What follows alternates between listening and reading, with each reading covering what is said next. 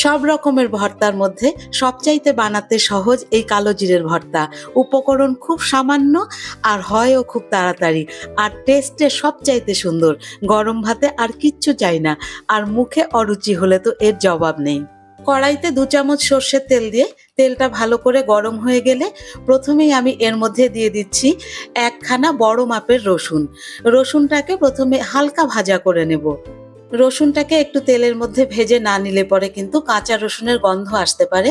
সেজন্য রসুনে এরকম হালকা লালচে রং ধরলে পরে এর মধ্যে দিয়ে দিচ্ছি আমি 2 খানা শুকনো লঙ্কা আর 3 খানা কাঁচা লঙ্কা। ঝালটা অবশ্যই আপনারা আপনাদের পছন্দ মতো দেবেন। এবার লঙ্কার সাথে রসুনটাকে বেশ লালচে লালচে করে ভেজে নেব।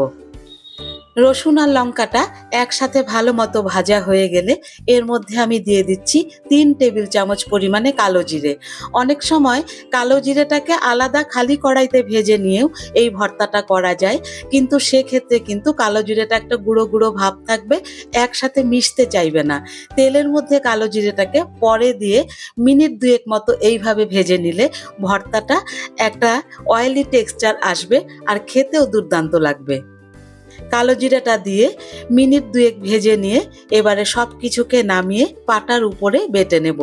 এই বাটাটা কিন্তু পাটাতেই বাটতে হবে, মিক্সিতে কিন্তু এটা দিলে একদম টেস্টি হবে না।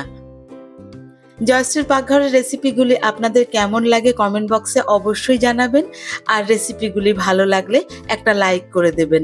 আর চ্যানেলটিতে যদি নতুন হয়ে থাকেন তাহলে চ্যানেলটি সাবস্ক্রাইব করে আমার পাশে থাকবার অনুরোধ রইল। সবকিছু যেহেতু ভালো মতো ভাজা আছে সেজন্য বাটতে একেবারেই কষ্ট নেই। খুব কম সময়ে কিন্তু এই ভর্তাটি রেডি হয়ে যায়। সর্দি কাশি কিংবা মুখে অরুচি হলে এই ভর্তাটি একবার খেয়ে দেখতে পারেন, খেতে কিন্তু দুর্দান্ত লাগবে। ভর্তাটা রেডি হয়ে গেছে, দিয়ে দিলাম 2 খানা ভাজা শুকনো লঙ্কা আর কাঁচা সর্ষের তেল 1 থেকে 1.5 চামচ। এই ভর্তাটি গরম ভাতে যেমন অসাধারণ লাগে, তেমনি পান্তা ভাতের সাথেও কিন্তু খেতে খুব সুন্দর লাগে। আর এই ভর্তাটি খেলে সঙ্গে অবশ্যই নেবেন 1 খানা ভাজা শুকনো লঙ্কা।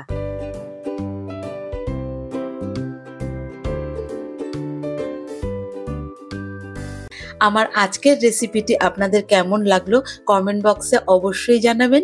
ফিরে আসবো অন্য একটি রেসিপি নিয়ে। ততক্ষণ টাটা।